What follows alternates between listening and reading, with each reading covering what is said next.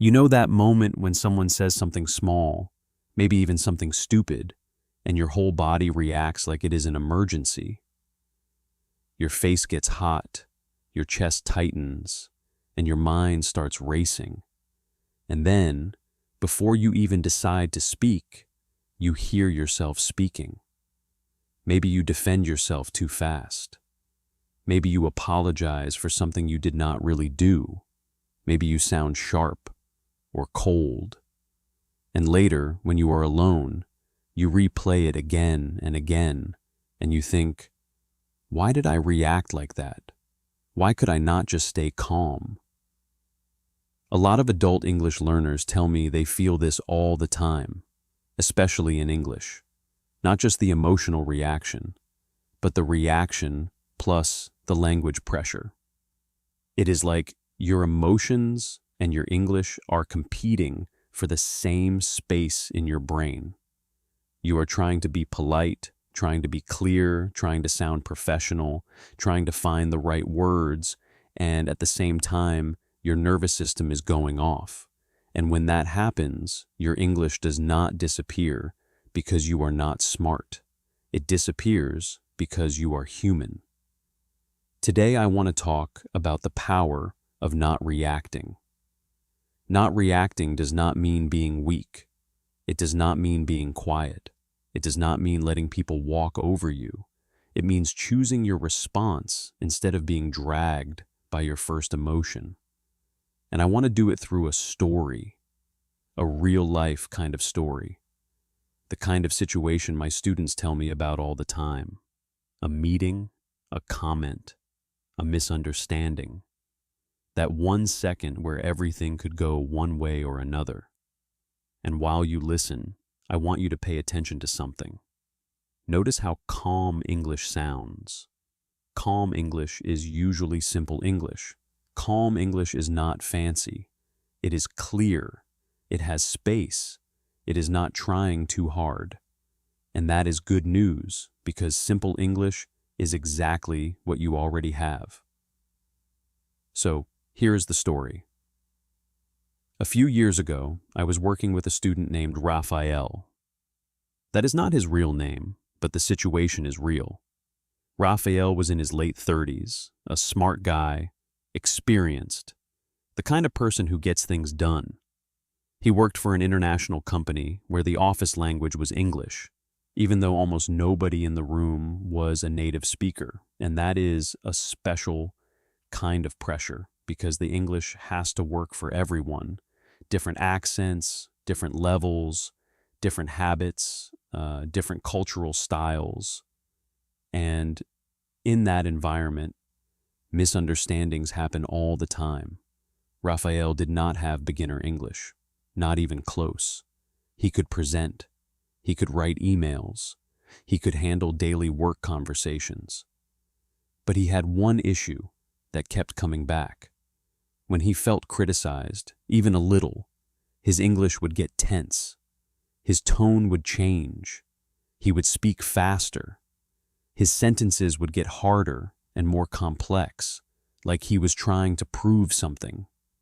And sometimes he would say something that sounded rude, even though he did not mean it that way. And when we talked about it, he always said the same thing. Tom, I am not angry. I just want to explain. I just want them to understand.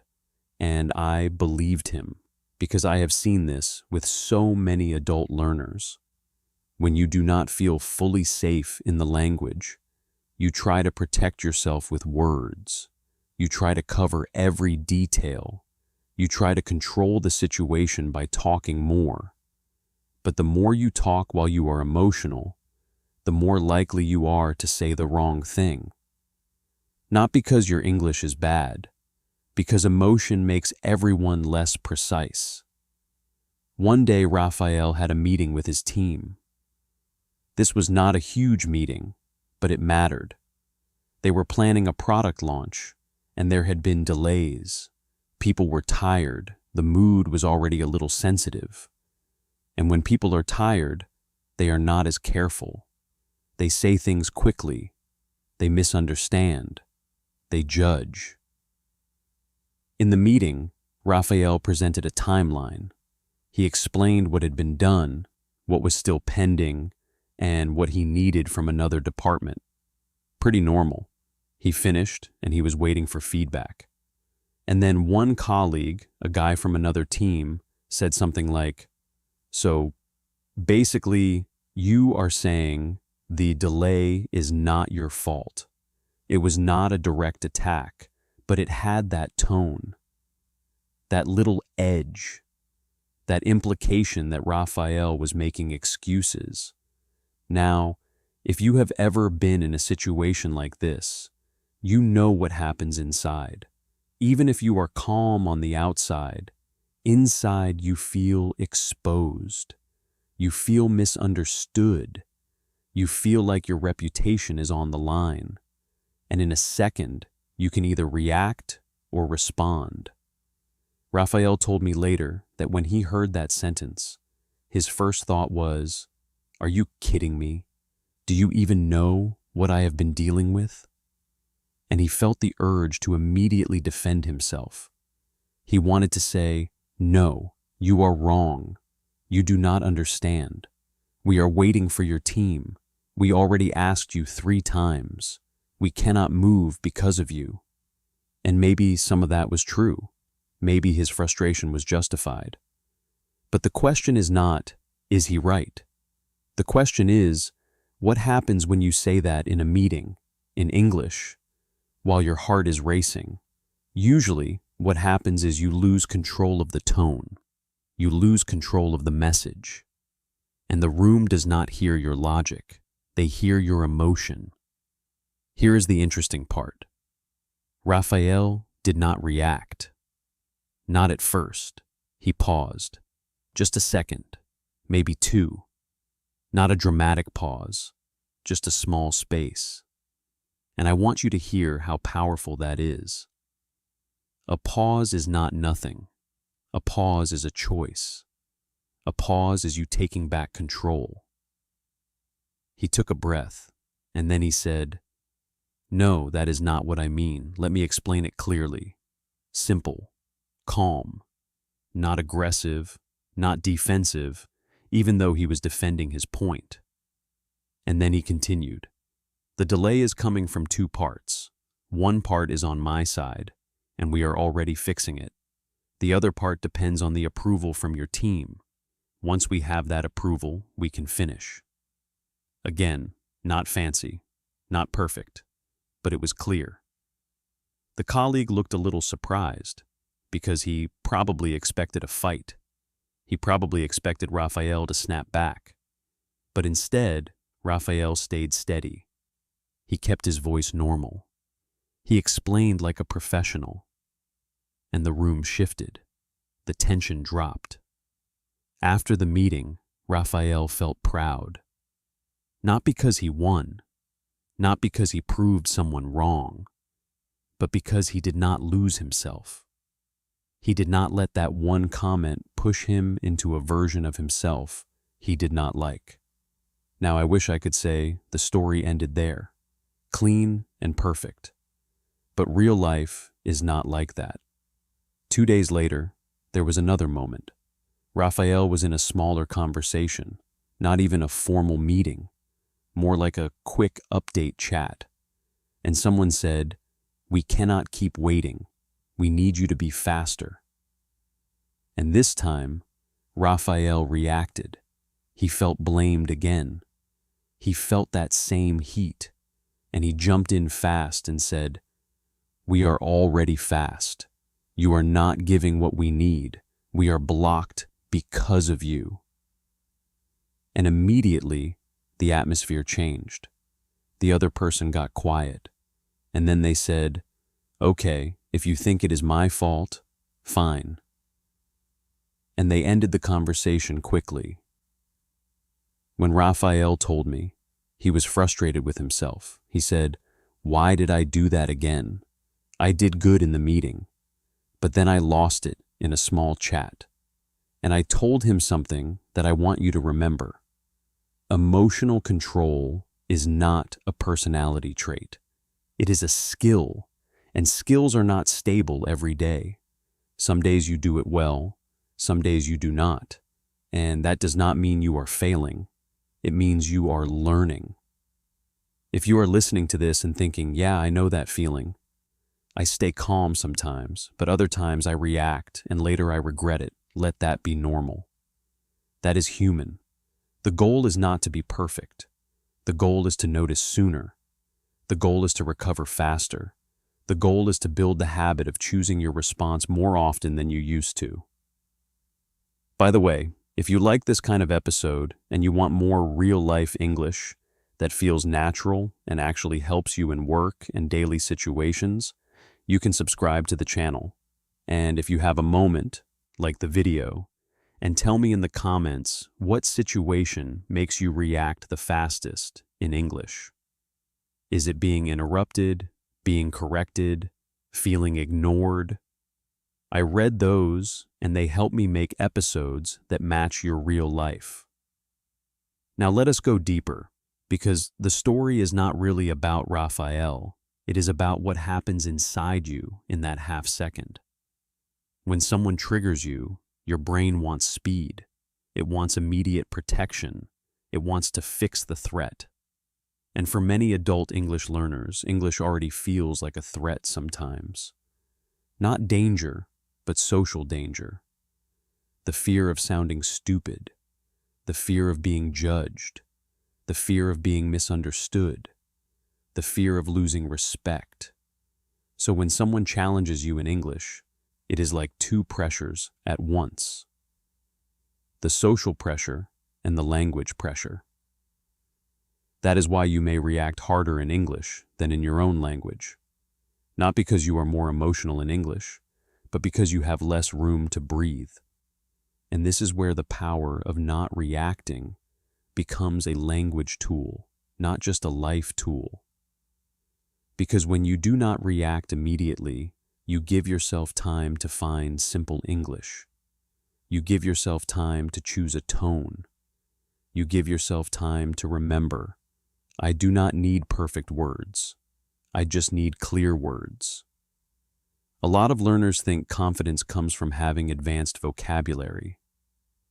But in my experience, confidence comes from having a few reliable sentences you can use when you are emotional. Sentences that are calm. Sentences that buy you time. Sentences that keep you respectful while still protecting your point. Think about what happens when you do not have those sentences. Your brain panics and grabs whatever it can. And what it often grabs is either silence or over-explaining, or an apology you do not mean, or a strong sentence that comes out sharper than you wanted. So let me give you a few examples of calm English, the kind of English that helps you not react, not as a list to memorize like homework, but as phrases you can hear and feel.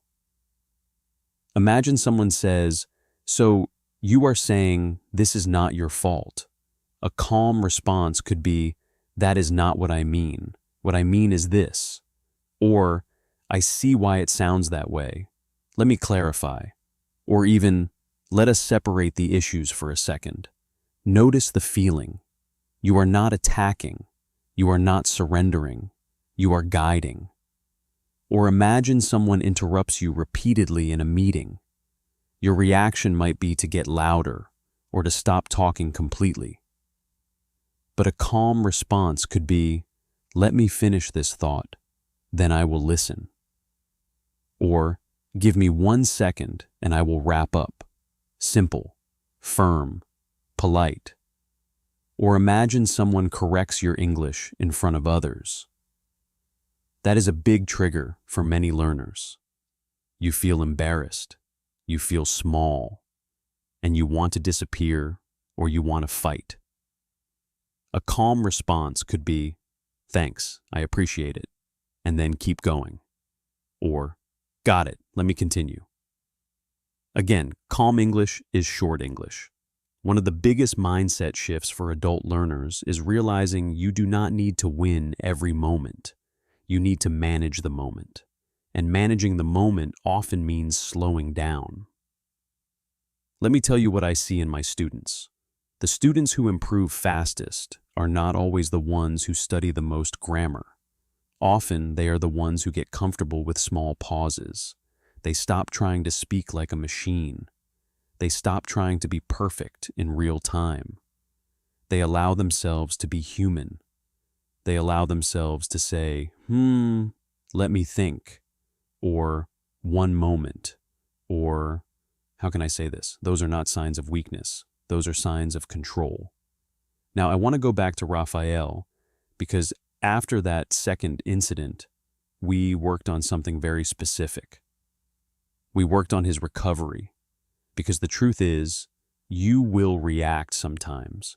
Even native speakers react. I react sometimes. The difference is not that confident people never react. The difference is they recover without spiraling.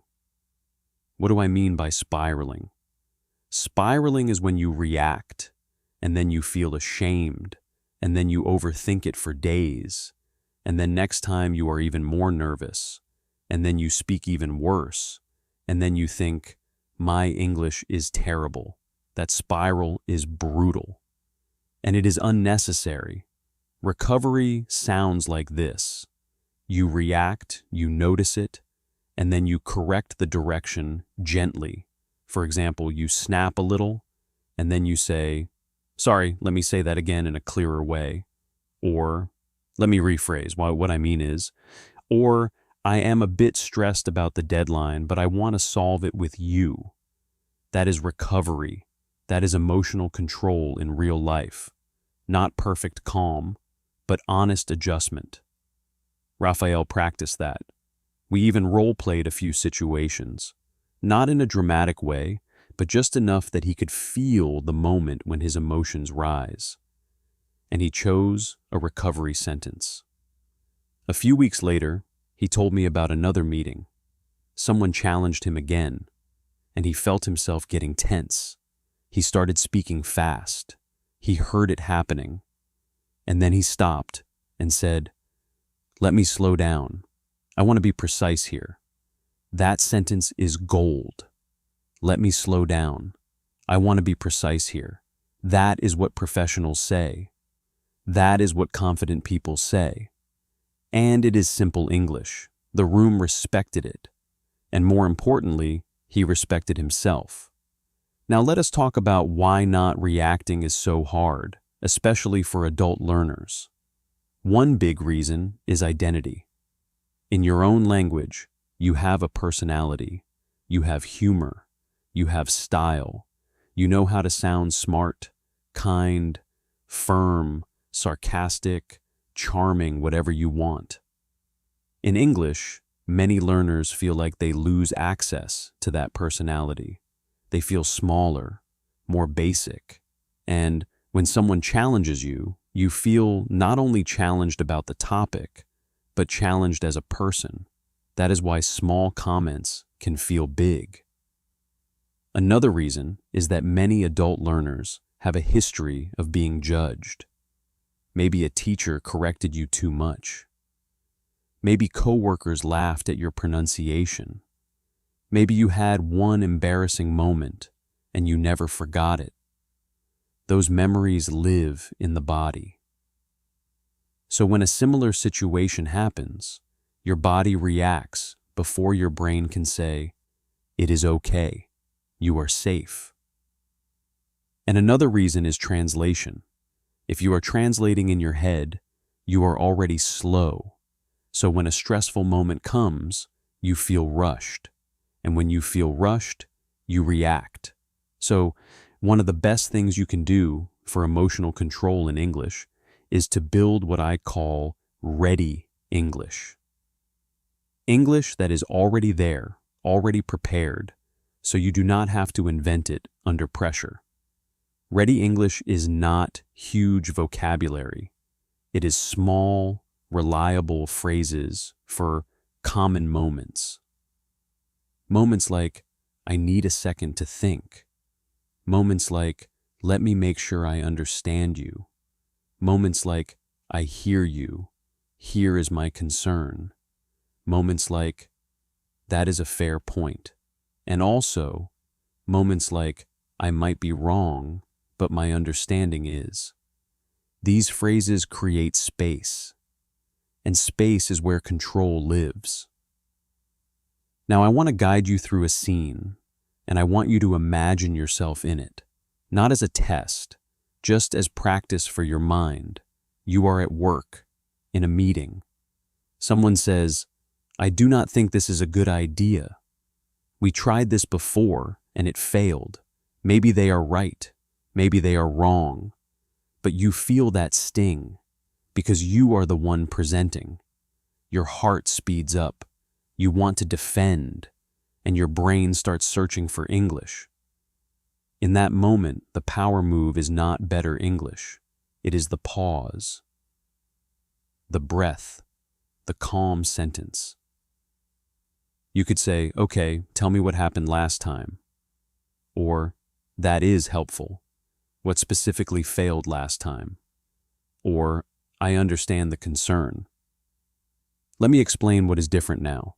Do you hear how those sentences change the energy? They move the conversation forward. They do not turn it into a fight. That is emotional control. That is leadership, honestly. And the funny thing is, when you respond like that, people often become nicer. Not because they are suddenly good people, but because your calm makes it harder for them to be aggressive. Your calm sets the temperature. Now, I want to be real with you. Not reacting does not mean you will never feel hurt. It does not mean you will never feel angry. It does not mean you will never have days where you just cannot handle one more comment. That is normal, but it does mean you can protect your future self. Because the worst feeling is not being challenged. The worst feeling is reacting in a way that does not match who you are, and then carrying regret. When you do not react, you keep your dignity. You keep your options. You can still be firm. You can still disagree. You can still set boundaries. You just do it with control. Let me give you another everyday example outside of work. Imagine you are traveling. You are at a hotel. There is a problem with your room. Maybe it is noisy, or the air conditioning is broken. You go to the front desk, and the person says, "Sorry, we cannot change it. We are full." If you are tired and stressed, you might react. You might raise your voice. You might become sarcastic. You might say something too strong. And in a foreign language, that can get messy fast. Your tone can sound harsher than you intended. But if you do not react, you can say, "Okay, I understand. What options do we have?" Or, "I see. Is there any chance a room will open up later today?" Or, "Can you help me find a solution?" Again, calm English. Simple English. And you are more likely to get help because you are easier to help. This is not about being fake. It is about being effective. Now let us talk about something that surprises many learners. Silence can be confident. A lot of adult learners are afraid of silence because they think silence means they are losing, or silence means they do not understand, or silence means they are not fluent. But in real American English, and honestly in most professional environments, a short silence can look thoughtful. It can look mature. It can look like you are considering your words carefully, especially if your face and body stay calm. So, if you want to practice emotional control, practice being okay with 1 second of silence. 2 seconds. You do not need to fill every gap. You are allowed to think. And this connects to something bigger. Fluency is not speed. Many learners think fluent means fast. But fast is not always fluent. Fast can be messy. Fast can be nervous. Real fluency is smooth, not rushed. Real fluency includes pauses. Real fluency includes simple sentences. When you are emotional, your brain wants to speed up. So, one of the best strategies is to deliberately slow your speech down by just 10%. Not in a strange way, just slightly. You will sound calmer and you will have more time to choose words. Now, I want to go back to that phrase from the title, the power of not reacting. Why is it power? Because most people are reactive. Most people are controlled by their first feeling. They get triggered and they explode, or they shut down, or they get passive-aggressive, or they say things they regret. So, when you are the person who stays calm, you stand out, not in a loud way, in a stable way. And stability is attractive. Stability is trustworthy. Stability is what people want in coworkers, in leaders, in partners, in friends. And for you, as an English learner, stability is also freedom. Because when you are not reacting, you are not trapped. You can choose. You can say, I will respond now, or I will respond later. You can say, I will ask a question, or I will set a boundary. You are not being pushed around by the moment. Let me share one more part of Raphael's story. A couple months after those situations, his manager gave him feedback. And it was not positive feedback. It was a mix, some good, some challenging, and managers sometimes say things in a blunt way, especially in international environments where communication styles are different. His manager said, sometimes you sound defensive when people question your timeline. Now, that could easily trigger shame. That could easily trigger anger. That could easily trigger a long explanation. But Raphael paused, and he said, thanks for telling me. Can you give me an example of when it happened? That is not a weak sentence. That is a strong sentence, because it moves from emotion to information. It moves from being judged to learning something useful. His manager gave an example. Raphael listened, and then he said, okay, I see it. I will work on that. If you notice it again, please tell me in the moment. That is emotional control. That is confidence. Not perfect English, not perfect personality, just calm. And later, when he told me, he said something I will never forget. He said, Tom, when I stayed calm, I felt like I was myself again, in English. That is the goal, not to become someone else, not to become a perfect speaker, but to become yourself in English. So, how do you actually build this skill in daily life? First, you start noticing your triggers, not judging them, not trying to erase them, just noticing. What makes you react fastest in English? Is it when someone interrupts? Is it when someone doubts you? Is it when you cannot find a word and someone finishes your sentence? Is it when someone laughs? Is it when someone speaks too fast and you feel lost? Just notice, because when you can name it, you can manage it. Second, you give yourself permission to pause. You do not need to apologize for pausing. You can just pause. If you want a phrase, you can say, let me think for a second, or one moment. But even without words, a calm pause is fine. Third, you prepare a few calm sentences you can use under pressure. Not 20, just a few that match your life.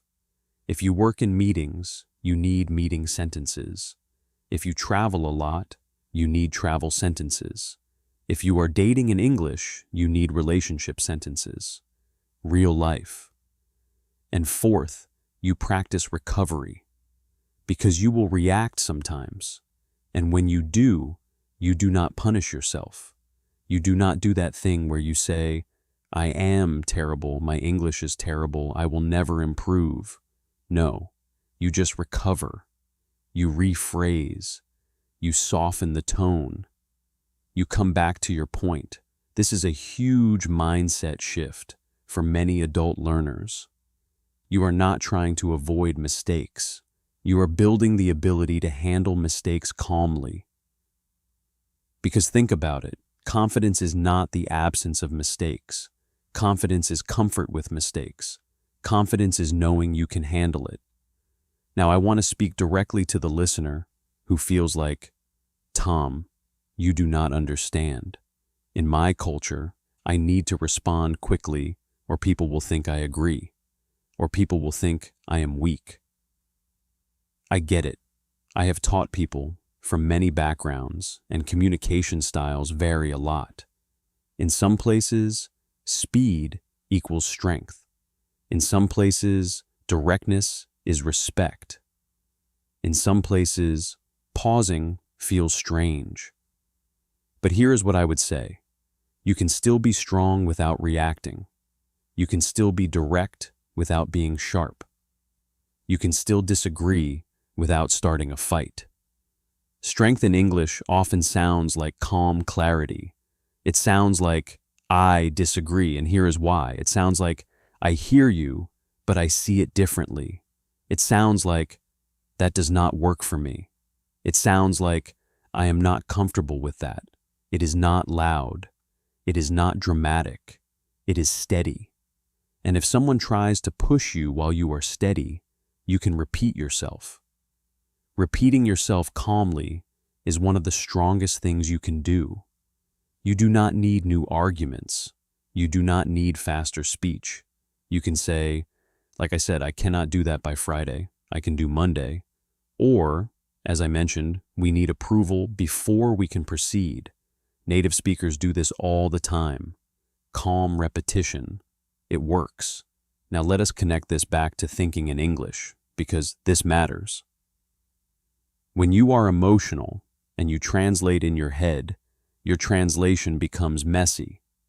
You might translate a phrase from your language that sounds too strong in English, or you might translate a polite phrase that sounds weird or cold. That is how misunderstandings happen. So, the more you can build English habits, not translation habits, the easier emotional control becomes. Because you are not doing two jobs at once. You are just communicating. One simple way to do this is to start narrating small things in your mind in English during the day. Nothing big, just small. I am making coffee. I need to answer this email. I am running late. I do not feel like cooking tonight. This sounds silly, but it builds automatic English. And automatic English is what you need under pressure, because in a stressful moment, you do not rise to the level of your knowledge. You fall to the level of your habits. So build calm habits. Now I want to end with a final scene, and I want you to imagine it as your future moment. You are in English, in real life. Someone says something that normally triggers you. Maybe they criticize your work. Maybe they misunderstand you. Maybe they speak to you in a tone you do not like. You feel the reaction start. But this time, you notice it. You feel it in your body. You pause. You breathe. And you choose one calm sentence. You say, I understand your concern. Let me explain. Or you say, that is not what I meant. Let me clarify. Or you say, I hear you. Here is what I can do. Or you say, I need a minute to think about this. Then I will answer. And then you speak slowly enough to be clear. Not slow like a robot. Slow like a confident adult. After that moment, the world does not end. People do not attack you. In fact, many times, they respect you more. And you walk away feeling proud, not because your English was perfect, but because you stayed in control. That is the power of not reacting. It protects your relationships. It protects your career. It protects your confidence. And it makes your English sound more natural, because natural English is not just words. Natural English is tone. Natural English is rhythm. Natural English is calm. If you take one thing from today, take this. You do not need to win the moment. You need to manage the moment. And the smallest tool you have, the tool that is always available, is the pause. A pause is not empty. A pause is you choosing who you want to be in English. Keep practicing, keep noticing, and when you mess up, recover. That is real progress, and it adds up faster than you think.